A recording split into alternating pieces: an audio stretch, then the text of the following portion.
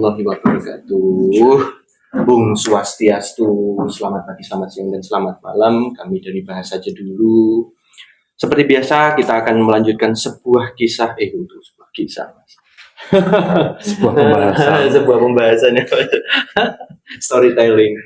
Sebuah pembahasan dari Bahas Saja Dulu, kita akan membahas apapun dari ngalor ngidul, semuanya dibahas, seluruh dunia dibahas. Siap.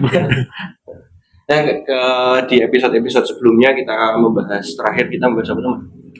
Kita membahas ego. Terakhir kita bahas ego. Sebelumnya kita bahas pentingkah validasi dalam sebuah kebahagiaan. Nah, hari ini kita akan bahas sedikit yang lagi bahas mergore rame sih, enggak karena rame terus dibahas enggak. Tapi ini bagus banget untuk dibahas karena di sini ada narasumber kita yang dari anak kampus. Dengan siapa? Mas Sandi. Oke, dengan praktisi pro player kita dengan siapa? Fiat. Oke, kali ini kita akan membahas dengan tema yang relate dengan anak zaman sekarang. Beberapa kemarin juga relate sih, teman, ini agak beberapa dibicarakan akhir-akhir ini sempat ramai. Apa itu, Mas Sandi? Tipe orang intelek dan rasa. Oke, tipe orang intelek dan rasa. Terus yang satu nih yang kemarin banyak dibicarakan ini apa? Etika dan feodalisme. Nah, mau dari mana dulu? Apa Mas, etika dan feodalisme ya? Apakah itu etika dan feodalisme? Apakah itu mengandung sebuah kesamaan atau sebenarnya berbeda, atau aslinya sama tapi cara tempatnya yang berbeda, atau bagaimana? Kalau secara pemahaman umum itu kan etika itu berperilaku melayani dengan dasar cinta. Kalau feodalisme sama secara perilaku, cuman di niat lubuk hati karena rasa takut. Simpelnya gitu ya. Simpelnya. Perbedaannya berarti perilakunya mungkin hampir sama, tapi yang membedakan adalah muatan hati, muatan rasa berarti. Mungkin lebih rinci, mungkin kayak seperti apa nih Mas, antara etika dan feodal itu akhir-akhir ini banyak dibahas dengan pola perseteruan. Kita nggak pernah membahas soal itu, tapi kayak apa sih hasilnya? Mungkin satu-satu ya Mas ya. Kita dari fundamentalnya dulu kalau mau membahas. Berarti gini aja. Apa pentingnya etika dalam masa sekarang? Apakah masih relate dengan masa sekarang? Apakah masih diperlukan etika? Dari itu dulu aja. Wow. Perlu nggak etika di masa sekarang? Masih relate apa enggak kalau menurut Mas Andi kalau etika? Kalau fenomena terjadi di kampus ya Mas, tadi kasusnya itu mahasiswa sekarang condong melihat dosen dari segi etika yang pertama daripada intelek dosen tersebut. Pembahasan di tongkrongan kebanyakan kayak gitu Mas, yang dilihat pertama. Berarti di society atau di mahasiswa itu masih relate. Sangat bagus berarti. Soalnya saya setuju sih sama pendapatnya Mas Andi, soalnya gini, kalau untuk masa apalagi sekarang ya, kalau untuk mencari ilmu atau pengetahuan, kayaknya kalau untuk seorang dosen, pembimbing atau guru itu mungkin tanda kutip ya, kita bisa mencari dari sumber lain, misalnya dari internet, dari AI, dari semuanya itu yang di luar-luar. Tapi mungkin yang dibutuhkan itu dari seorang guru adalah transfer etika.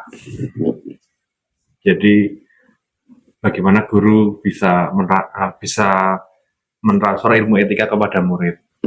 Jadi itu yang mungkin yang dibutuhkan itu. Jadi kalau ilmu pengetahuan bisalah Mas Andi cari dengan teknologi internet sekarang di Google, di AI. Ya kan bisa di mana-mana, tapi kan yang dibutuhkan ternyata untuk masa sekarang mungkin ya, yaitu benar tadi masalah etika itu, transfer rasa etika itu dari seorang guru pada murid. Oh, berarti Mungkin itu. oh iya, bagus banget Mas. Berarti kan sekarang mungkin prasmanan intelektual itu sekarang banyak banget platformnya, misalkan dari sosial media, TikTok, Instagram, YouTube. Betul.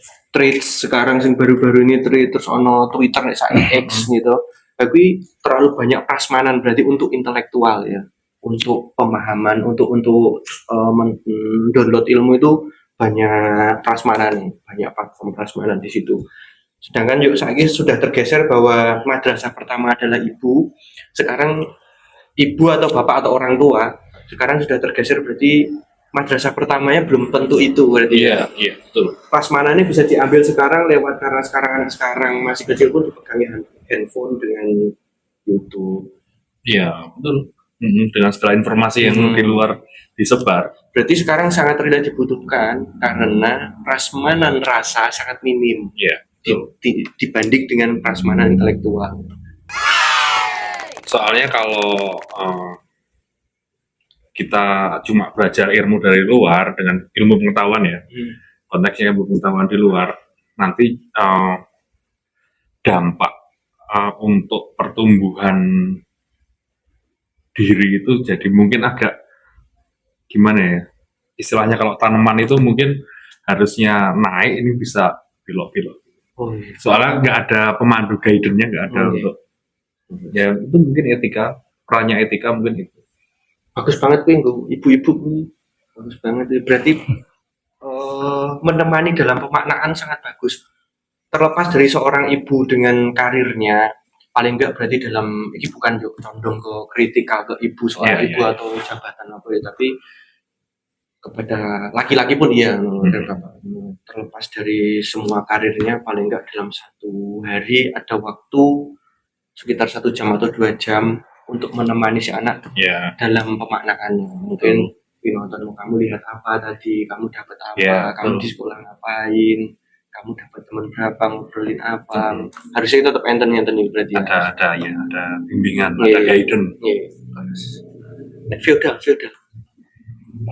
yang terjadi misalkan di realita terjadi nih kehidupan itu, Mas Andi, yang terjadi sekarang misalkan tadi kampus, tadi tongkrongan, tadi luar society-mu yang lain, apakah terjadi beberapa atau perilaku feodal kan tak garis bawahi dulu ya. Feodal itu aslinya dulu terjadi karena hierarki, Mas. Ya, Garis ya, karena hierarki. Dalam sebuah entah apapun itu yang mengandung hierarki, disitulah feodal berjalan. Walaupun tidak semuanya, tapi mayoriti. Nah, sekarang yang terjadi sekarang di era society ini, Mas Sandi, adakah lebih ke fenomena ketika menghadapi oknum ya, oknum. Jadi pernah kami presentasi tanpa diajari presentasi, ya karena ada beberapa perilaku yang berniat untuk menghibur peserta di kelas tersebut, kami kena marah gitu Mas. Jadi si oknum tersebut minta pendekatan penghormatan tanpa memberi contoh gitu. Oh no. Ya, itu memang tidak mudah sih soalnya. Itu tidak semua orang bisa menguasai, tidak hanya sekedar ilmu soalnya. Itu kan bagi perbedaan intelektual Mas, kalau emosional memang di situ. Tidak semua, karena memang sekarang mungkin orang yang erane Mas Andi, mungkin erane di eraku, era sebelumnya aku mungkin prasmanan emosional memang sangat minim. Nah, umpamanya di era ini Mas Andi atau sebentar gadget apa atau apalah itu, mungkin semakin haus, prasmanannya semakin sedikit mungkin, karena memang era intelektual mungkin. Jadi konsep dua untuk saling mengerti, misalkan saya pembicara kepada audiens, harus ada satu penghormatan masing-masing, tahu porsinya masing-masing, harus mengetahui sebuah keilmuan emosional sampai situ. Misalkan mahasiswa dengan dosen kan si mahasiswa punya penghormatan emosional sendiri dengan semua intelektualnya, si dosen juga ada. Ya. Tapi menanggapi seperti itu, menurut Mas Fian gimana dengan yang terjadi di Mas Andi? Itu banyak faktor sih Mas. Maksudnya karena bisa sosial hierarki, bisa karena mungkin butuh validasi juga bisa. Tapi yang pasti gini Mas Andi, etika itu harusnya bisa berjalan dua arah, antara murid ke guru dan guru ke murid itu dikenakan hukum yang sama, ada etikanya. Jadi mungkin kalau porsi yang proporsionalnya itu ya masing-masing siap dikritik, siap menerima masukan.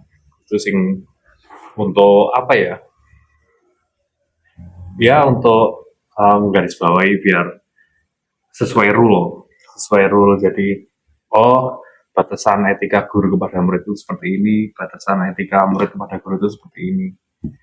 Ya, soalnya kan kalau etika itu masing-masing daerah itu bisa berbeda tuh Mas soalnya. Tapi memang istilah etika itu cuma satu etika itu. Cuma penerapannya kan masing-masing daerah itu berkembangnya sendiri-sendiri. Iya, dengan culture ya. Dengan culture sendiri itu sangat dipengaruhi oleh culture itu. Mungkin kalau di negara butuh kalangan ceria loh, tapi culture tadi tulisannya culture kalangan ceria, nggak ada singkatan. Aku perlu update masalah singkatan-singkatan. Ya itu soalnya ya ibaratnya kalau mungkin di tempat lain melakukan contohnya gini lah, ketika makan di negara Jepang, kalau kita makan mie itu harus keluar suara karena untuk menghormati si chefnya. Tapi kalau di sini di Jawa kalau makan keluar suara yang berisik kan ya pamali. Ya itu kan etika. Iya, culture-nya berbeda ya. Iya sih, table manner-nya berbeda-beda sesuai culture. Tapi untuk memahami sampai ke situ ya benar sih seperti yang dikatakan Mas Bian. Soalnya itu mencakup satu, tidak cukup dengan pemahaman intelektual, butuh dengan pemahaman emosional. Soalnya ada misalkan dosen dengan mahasiswa. Dosen punya narasi sendiri, mahasiswa juga punya narasi sendiri. Tapi dua itu harus tahu dia di bawah naungan narasi kampus. Makanya tapi itu butuh fase perjalanan panjang untuk sampai situ. Itu tidak terpaut dengan umur loh ya. Walaupun ada si A umurnya misalkan sudah sampai 50 tahun mungkin, si pengajar 50 tahun umurnya. Yeah. Tapi ini soal emosional, ini soal kedewasaan hati. Itu tidak terpaut dengan umur soalnya. Ada yang umur lagi 25 tahun karena dia memang dididik dari kecil emosionalnya bagus oleh orang tuanya. Mungkin secara hati mungkin dia lebih dewasa. Nah makanya butuh satu pemahaman dari kedua belah pihak bahwa kita di bawah naungan narasi kampus. Jadi setiap peraturan yang ada di dalam narasi kampus, kedua belah pihak harus mematuhi. Misalkan dalam sebuah pengajaran, bukan berarti si dosen ini karena dia sebagai pengajar terus dia tidak menghormati si mahasiswa, juga tidak. Karena di situ dia di bawah naungan narasi kampus. Kecuali dia yang mempunyai kampus sendiri pun harus ada SOP, harus ada attitude. Di situ kan kedua belah pihak harus memahami satu narasi itu. Tapi kan itu butuh perjalanan panjang, Mas. Tidak semua orang dikasih prasmanan seperti itu soalnya. Itu gift soalnya. Gift itu tidak semua orang, belum bisa semua orang dikasih karena yuk gift. Yuk kausal prima lah, nggak usah dibahas sampai atas ya, soalnya itu di luar narasi lebih tinggi daripada narasi emosional, soalnya itu masuk ke narasi spiritual, nggak usah kita bahas. Oke, selanjutnya nih, adakah beberapa misalkan apa Mas yang terjadi misalkan antar society ini Mas Andi satu kelompok yang terjadi, apakah ada kesenjangan dalam hierarki dalam satu tongkrongan mungkin ada nggak di luar oknum si ACB tersebut? Hierarki. Kebetulan kan saya ngambil kalau pasti ada sub-sub perilaku yang menjuru ke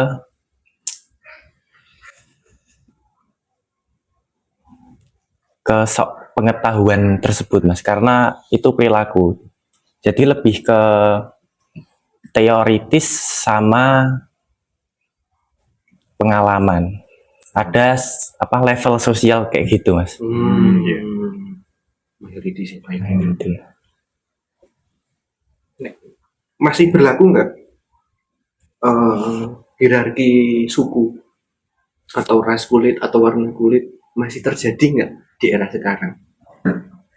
Nggak ada sih, kebetulan kan satu tongkrongan saya itu kan satu dari warga Papua, beda agama jelas, nggak ada kayak gitu. Bhinneka Tunggal Ika ya Mas? Iya, Bhinneka Tunggal Ika. Berarti rano ireng kan ya Mas? Nggak ada. Oke. Konteks bercanda mungkin ya Mas? Konteks bercanda ada, cuma bercanda. Muatan hati ini nggak sampai sini untuk mengejek itu kemesraan, atau dialektika. Dialektika, ya. Nek untuk yang kedua Mas, kayak mau sampean misalkan feodal dan etika nih. Yang kedua, nek menurut sampean apa sih yang membedakan? Sama ketika berbicara ada dua orang terjadi dalam dua versi atau dua polar yang terjadi. Ada orang dengan dominan otak kanan, ada orang yang dominan dengan otak kiri, sedangkan yang seimbang dengan di otak tengah, pengendali kanan dan kiri itu kan jarang banget untuk sampai di otak tengah. Kebanyakan kan kalau nggak dominan otak kanan, dominan otak kiri, atau dominan intelek atau dominan rasa. Nah, menurut Mas Andi itu gimana? Kalau orang yang dominan intelek itu kan biasanya didominasi oleh mekanisme kerja dari otak kiri ya Mas. Contoh logika, matematika. Biasanya orang yang dominan intelek itu sistematik Mas. Kalau rasa itu lebih ke harmoni, kerukunan, kebersamaan gitu. Misal kemarin kan kerja kelompok Mas, ada satu mahasiswa yang nggak sama sekali ikut, nggak ada kabar, nggak ada konfirmasi sama sekali. Yang intelek itu menyarankan buat dikeluarin aja, soalnya itu kan proposal buat proyek di desa. Iya. Membuat overthinking soalnya bagi si cah intelek. Iya. Membangun drama sendiri dalam alam pikiran soal. Iya. Kalau pendapat orang rasa itu tidak setuju karena lebih mengutamakan ya yang penting ditulis aja, penting harmoni. Kalau si intelek enggak, soalnya lebih memikirkan yang lain. Kalau ini ikut jadi beban, bisa. Kalau si orang rasa itu lebih ke yang penting harmoni aja, walaupun jadi beban nggak masalah dengan konsekuensi tugas tersebut tidak selesai. Cara gimana nih nanggapi terjadi? Sebenarnya itu bagus sih, maksudnya dua-duanya juga itu dengan maksud yang baik. Yang satu yang tipikal intelek itu ya kalau bisa ya kerja kelompok, semua punya porsi, semua punya peran, jadi bisa berjalan terus bisa selesai tepat waktu, bisa hasil maksimal. Itu bagus sih. Jadi kalau ada satu yang tidak yang menghambat, bisa diganti atau dikeluarkan. Ya itu sebenarnya bagus juga. Cuma yang rasa juga ya bagus, itu juga bagus juga karena sudah ada kesepakatan membuat kelompok ketok palu, kelompok A katakanlah hanya 5 orang, berarti kan 5 orang itu sudah siap segala konsekuensinya. Dengan berjalannya waktu kok ada kendala ini ya memang seperti itu konsekuensinya karena udah kesepakatan bersama untuk 5 kelompok itu sinergi. Jadi itu nggak bisa dikelompokkan yang ini salah, yang ini benar, enggak sih. Itu bagus semua kalau menurut saya. Iya, plus minus ya Mas. Plus minus. Tapi mungkin nambahin sedikit ya Mas. Mungkin mungkin perlu pengarahan dialektika berpikir Mas. Mungkin tak percaya Mas. Dari si intelek mungkin ya, yang dominan di intelek otak kanan atau otak kiri? Otak kiri ya. Oke, mungkin ada anak yang dominan di otak kiri misalnya. Ya sebenarnya juga perlu sebuah arahan Mas. Dialektika berpikir kan juga terbagi menjadi dua, ada positif dan negatif. Dialektika berpikir pun ada dua Mas. Ketika dia mungkin dia kok nggak ikut, padahal harus kita butuh kompak. Kita butuh, dia juga punya proker dalam sebuah tugas ini. Ketika memang dia nggak si intelek pun di situ kan ada yang datangi rutin, si intelek ada, si rasa juga ada misalkan di situ. Si intelek berpikir kayak gitu. Nah itu cuman perlu misalkan Mas Andi mengarahkan, dialektika berpikirnya nggak bisa kayak gitu. Misalkan gimana kalau kita buat netral, dialektika berpikirnya gini, mungkin dia ada kearahan positif. Kalau belum bisa kok di sehari selanjutnya kok dia belum tidak datang lagi, mungkin perlu ditemani, mungkin perlu ditanyakan, mungkin perlu dibahas bersama apa sih yang menjadi kesulitan bisa tidak datang. Kan itu biar tidak terjadi sebuah drama dalam pikirannya sendiri masing-masing. Karena memang orang intelek itu ketika tidak sesuai, misalkan sesuai dengan nadanya atau tidak sesuai dengan pikiran, membuat drama Mas, dia tidak bisa mengendalikan. Itu ternyata uang ini gini terlalu banyak drama. Sama kayak yang rasa pun terjadi menjadi dua Mas. Kepekaan itu bagus banget, tapi kalau untuk kan negatif juga tidak bagus. Misalnya itu mungkin bocahnya malesan, dia kurang disiplin, kurang apa, itu kan kepekaan. Walaupun realita terjadinya seperti itu, itu tidak bagus karena itu berefek, hukum cermin Mas, itu berefek dalam kita, berefek orang lain. Berarti tetap perlu kepekaan yang positif ya. Masing-masing alat ini punya dua polaritas yang harus bisa kita kendalikan dan kita tahu. Jadi untuk sampai ke otak tengah itu bagus banget, tapi ketika misalkan masih bisa dominan di otak kanan atau otak kiri itu sebenarnya nggak apa-apa, asalkan dialektika berpikirnya bagus, atau yang di otak kanan dialektika merasanya juga bagus. Saya butuh sebuah keseimbangan dialektikanya di situ dalam dua polaritas yang harus seimbang. Mungkin anak muda kan untuk sampai ke fase itu kan jarang banget, karena itu butuh prasmanan, butuh bertemu dengan seorang yang paham soal emosional dan soal intelektual. Jadi memang mungkin memang tidak mudah, itu butuh fase tangga sih, fase tangga. Ya paling enggak di antara 5 kelompok itu ada satu orang yang bisa menjembatani. Nah, that's right. Berarti menjembatani itu analogi dari cara kerja otak tengah ya Mas? Bisa. Isu nih orang sing sama itu tunggu bentuk aku ning duri. Jembatan.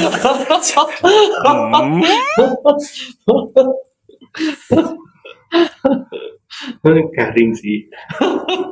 Lumayan.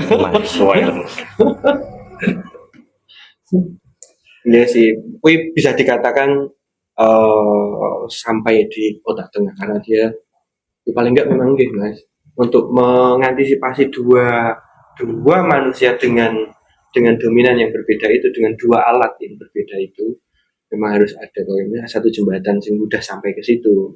Kalau enggak rancu Mas, dialektika berpikir itu netral di situ. Minim aja sudah kudunya harus ada yang netral, minim. Diatasi berarti antisipasi, menjembatani, menemani dalam pemaknaan ini di situ. Penting sih itu. Ya. Nek mungkin di lingkup society Mas Fian, enten mboten maksudnya di lingkungan rating Mas Fian atau society sekarang, misalkan di kegiatan Mas Fian sebenarnya enten satu delika supaya Mas Andi itu tetap ada Mas, kayak di semua society, semua level society kayaknya ada sih, tetap ada. Ya itu balik lagi ke soalnya kalau dominan otak kanan atau otak kiri itu kan itu dari produk cara kita bertumbuh. Jadi lingkungan apa yang diserap, ilmu apa yang diserap, emosional apa yang diserap, kayak gitu membentuk dominan otak kanan atau otak kiri. Tapi sampai kalau nyedai cewek mau mendekati perempuan, Ya. lebih suka yang mana Mas? Dominan intelek atau dominan rasa atau yang di tengah-tengah atau gimana?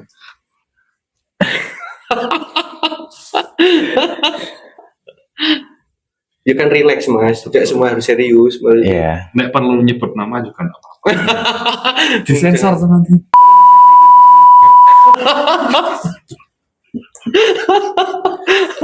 Oh saya nggak tahu ya.